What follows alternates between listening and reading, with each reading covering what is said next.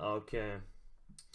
Post-treatment Lyme disease syndrome will never exist. It have never existed, and it's always gonna stay that way. Anyways, I'm gonna give you the evidence, all the evidence you need to understand. So first of all, this Borrelia Burgdorferi is a bacteria, right? But the concept here is that you can't have a chronic infection of the disease. So what they did is they made post-treatment Lyme disease syndrome. So let's talk about the concept of best available evidence. There is no such thing as best available evidence. I'm gonna try to explain.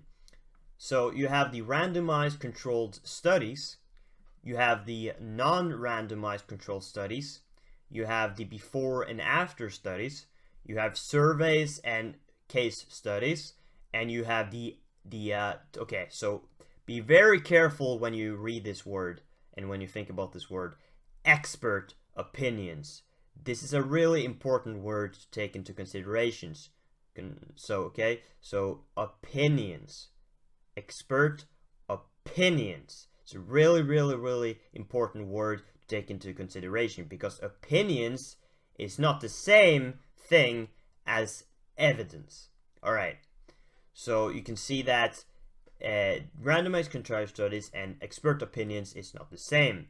Most people will believe the expert opinions because they are not trusting themselves.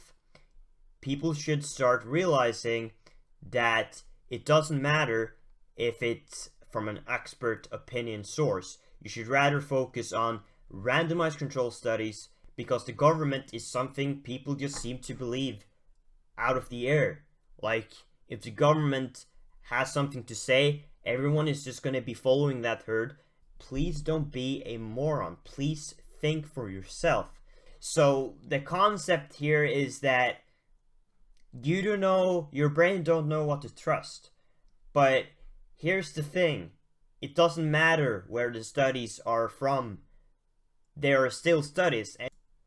And my last point is, never trust anything except proven otherwise.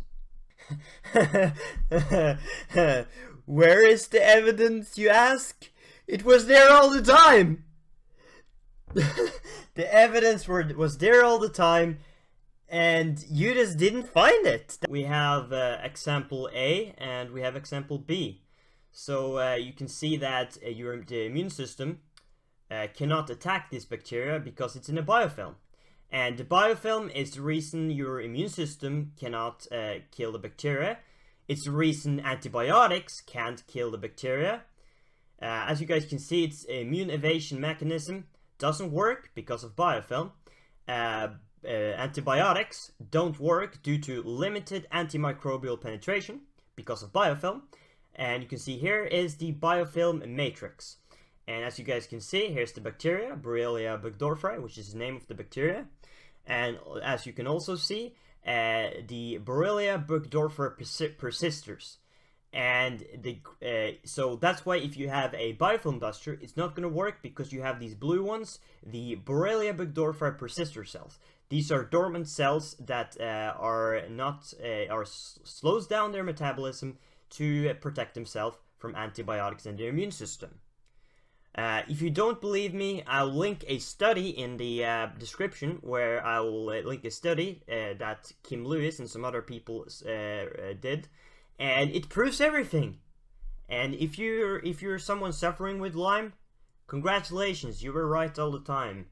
The patient were right, and that's what McDonald said. And I'm just gonna tell you guys that you're a warrior. If you have this disease, you're a warrior. So yeah. If you're still asking yourself, but where is the evidence? I will of course link the study down in the description. Don't we all hate when that happens? Oh, that's really bad.